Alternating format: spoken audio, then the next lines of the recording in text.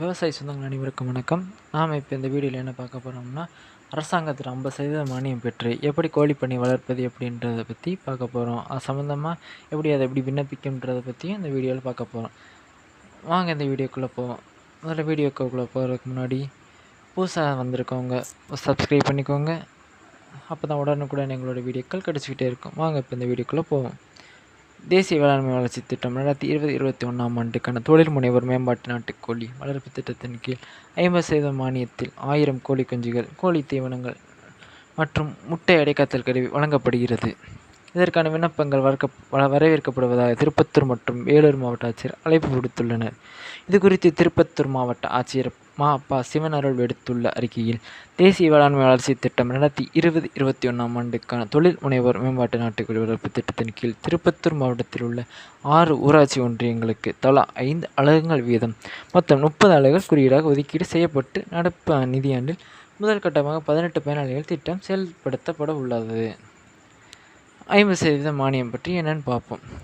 தேர்ந்தெடுக்கப்படும் பயனாளிகளுக்கு 50% மானியத்தில் 1000 கோழி குஞ்சுகள், கோழி தீவனங்கள் மற்றும் முட்டை அடைக்காத்தல்களை வழங்கப்படும். எனவே கால்நடை பராமரிப்புத்துறையின் கோழி வளர்ப்பு திட்டங்களில் கடந்த ஆண்டுகளில் பயனடையாத பெண்கள் சம்பந்தப்பட்ட கால்நடை உதவி மருத்துவரிடம் விண்ணப்பங்களை சமர்ப்பிக்க வேண்டும்.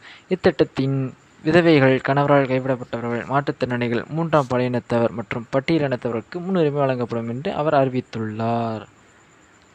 வேலூர் ஆட்சியர் என்ன அறிக்கை விட்டிருக்காங்கன்றது இப்போ பார்ப்போம். வேலூர் மாவட்டத்தில் ஆட்சியர் சண்முகசுந்தரம் வெளியிட்டுள்ள அறிக்கையில், தேசிய வேளாண்மை வளர்ச்சி திட்டம் 2020-21 ஆண்டின்படி கோழி வளர்ப்பு திட்டத்தின் கீழ் வேலூர் மாவட்டத்தில் உள்ள 7 ஊராட்சி ஒன்றியங்களுக்கு தலா 5 அலகுகள் வீதம் மொத்தம் 35 அலகுகள் தொடங்க இலக்கு நிர்ணயிக்கப்பட்டது. நடப்பு நிதியாண்டில் முதல் கட்டமாக 17 பயனாளிகளுக்கு நாட்டுக்கோழி வளர்ப்பு திட்டம் செயல்படுத்தப்பட உள்ளது. இதில் தேர்வாகும் பயணிகளுக்கு 50% மானியத்தில் 1000 கோழிகள் குஞ்சுகள், கோழி தீவனம், முட்டை அடைக்காத்தல்களை வழங்கப்படும். கால்நடை பராமரிப்புத்துறையின் கோழி வளர்ப்பு திட்டத்தில் கடந்த ஆண்டில் பயனடைந்தவர்கள் நாட்டுக்கோழி வளர்ப்பு திட்டத்துக்கு அந்தந்த பகுதி கால்நடை உதவி மருத்துவரும் விண்ணப்பங்கள் சமர்ப்பிக்க வேண்டும் என தெரிவித்துள்ளார். இதோட இந்த வீடியோ முடிஞ்சு. நம்ம வீடியோ சப்ஸ்கிரைப் பண்ணிக்கோங்க.